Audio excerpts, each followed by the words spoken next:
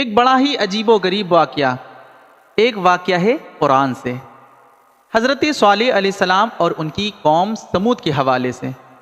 یہاں پر ایک بات یاد رکھنے والی ہے کہ انبیاء علیہم السلام سے معجزہ کفار و مشرکین نے طلب کیا ہے، کبھی ایمان والوں نے انبیاء علیہم السلام سے معجزہ طلب نہیں کیا۔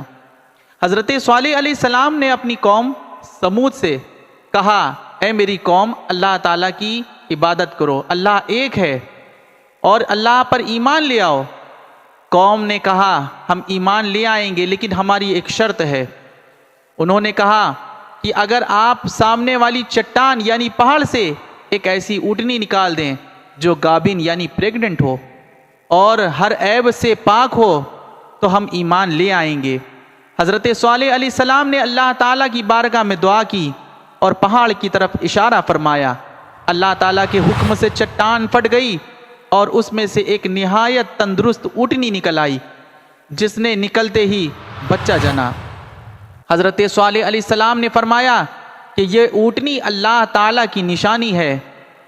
انہوں نے قوم کے سامنے یہ تقریر فرمائی جو قرآن پاک میں ان الفاظ میں ہے، یا قوم اعبدوا اللہ ما لکم من الہ غیرہ قد جاءتکم بینۃ من ربکم ہذہ ناقۃ اللہ لکم آیۃ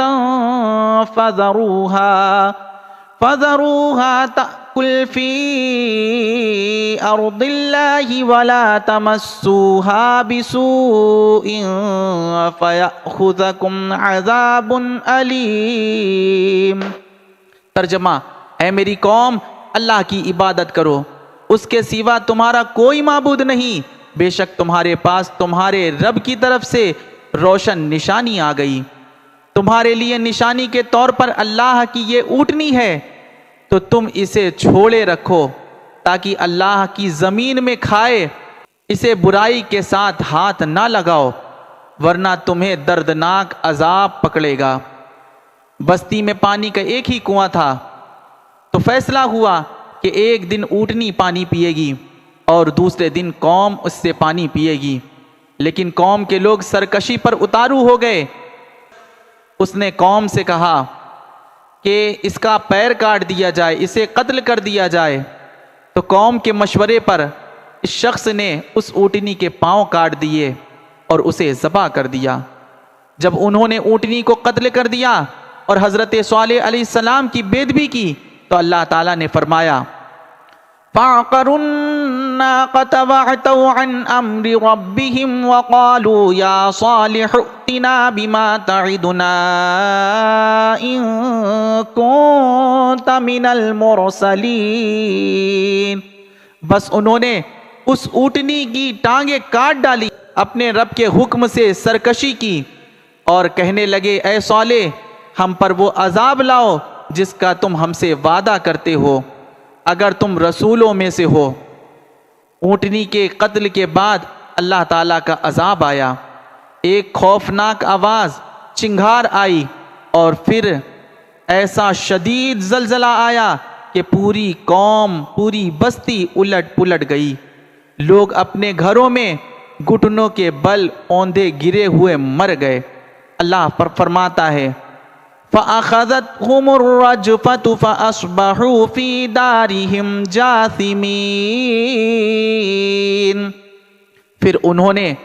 پھر انہیں ایک شدید زلزلے نے پکڑ لیا تو وہ صبح کو اپنے گھروں میں گھٹنوں کے بل اوندے پڑے رہ گئے۔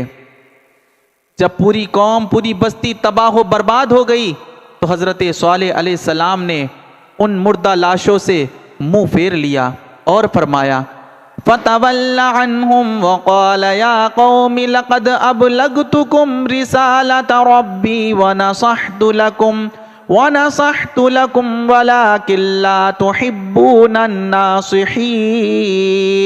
میری قوم، میں نے تمہیں اپنے رب کا پیغام پہنچا دیا تھا اور تمہاری خیر خواہی کی تھی، مگر تم بھلا چاہنے والوں کو پسند نہیں کرتے ہو۔